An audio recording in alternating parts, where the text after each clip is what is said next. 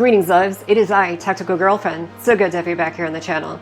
Today I'm going to be talking about a subject that is not usually brought up in the firearms community, but it is a pretty basic one, especially for those who are interested in shooting outdoors, and that's how to properly dress for the weather. Before I dig into this, however, I do want to give a shout out to Soup and Brass, the sponsor of this video.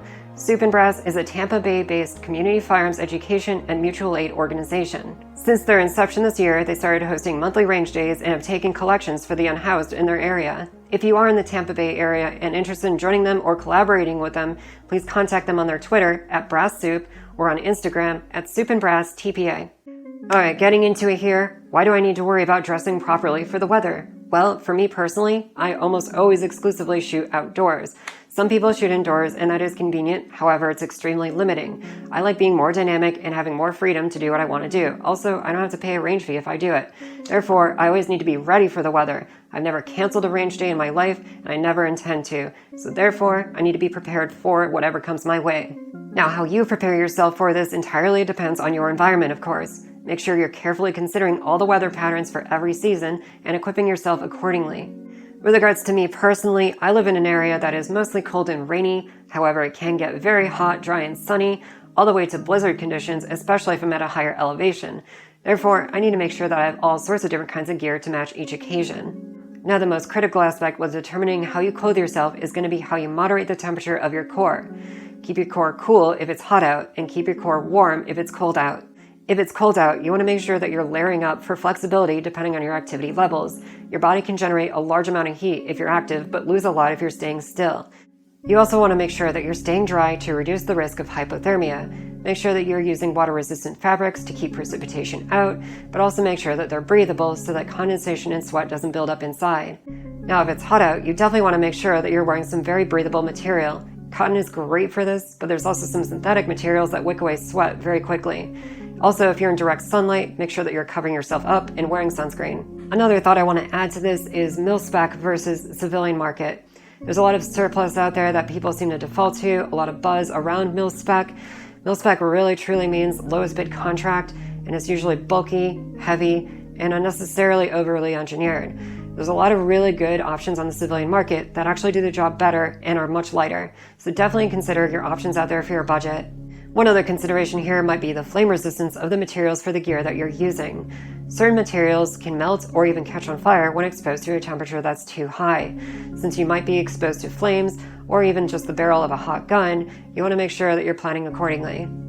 Now, getting into specific clothing items here, the first thing I want to talk about is what we put on our feet. If you are shooting standing up, feet are going to be the platform for literally everything that you do. So make sure that they're well cushioned, supported, comfortable, and safe. Now, the first thing you're going to put on your feet are, of course, socks. Get a good boot sock. These socks are from Darn Tough. Smart Wool makes some really good ones too. I'll always recommend wool socks because cotton kills when wet, whereas wool wicks away moisture very quickly and insulates even when wet. Next up, of course, are going to be shoes. If you're going to be on your feet, you want to make sure that you're well protected from your environment and that you can easily move comfortably and quickly. Boots are usually good if you're doing a lot of heavy lifting and carrying a lot of heavy gear. That ankle support is usually really nice to have, and I do recommend them. However, if you're being a bit more casual, shoes will do just fine. You definitely want to make sure that your shoes are nice and breathable. Trapping moisture in there is going to suck, but you also want to keep it out, so definitely make sure that there's some water resistance to your shoes. Gore-Tex is usually what I look for in a decent hiking boot. You also want to carefully consider the sole of your shoes, specifically the materials used in it and how grippable they are, as well as the tread pattern, because slipping when you're carrying a ton of gear really sucks. As for me, my go-to for any outdoor activity is the Salomon Quest 4D3 GTX. These breathe well, they have excellent support, good treads, they're made out of Gore-Tex, and I just love them to death.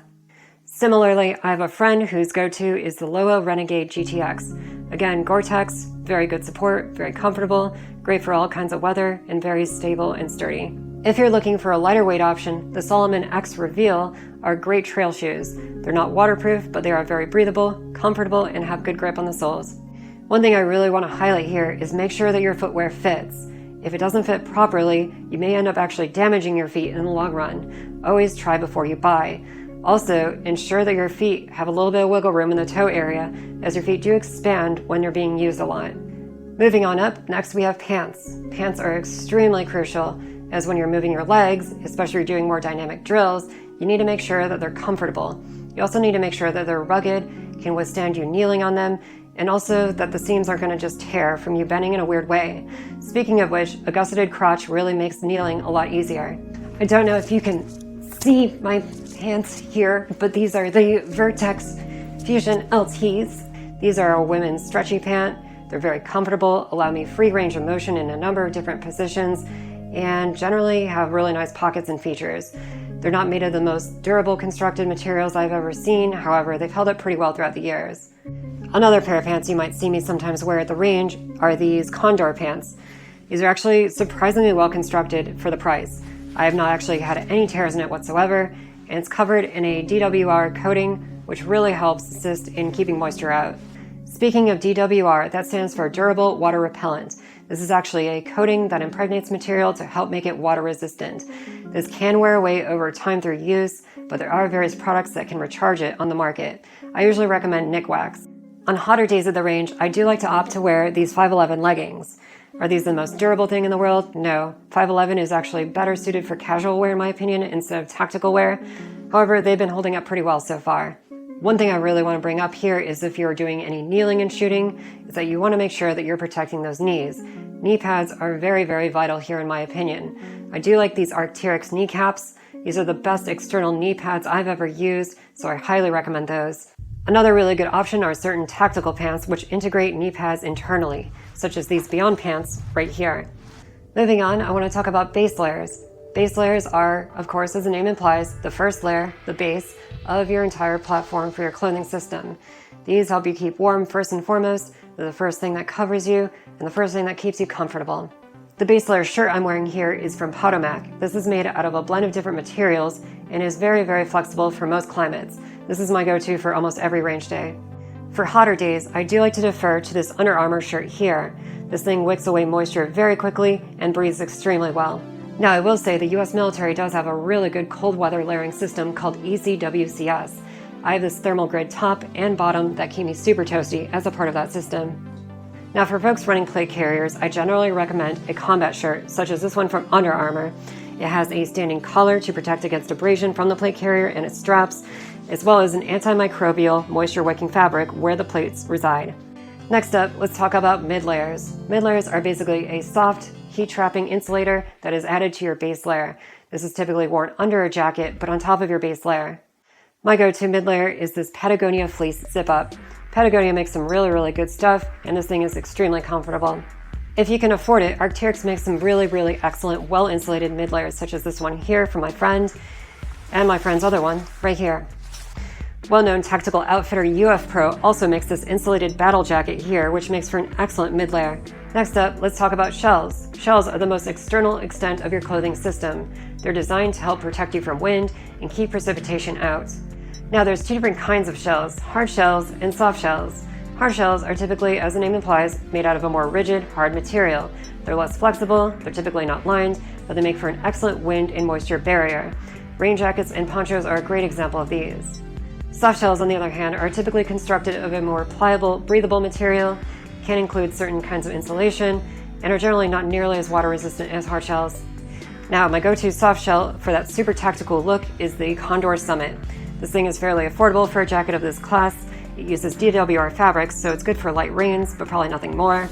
It uses wrist closures to help keep the heat in and the moisture out, and it also has zips under each armpit to help prevent me from overheating. As far as lighter soft shells go, Mountain Hardwear also makes some really good ones for the money.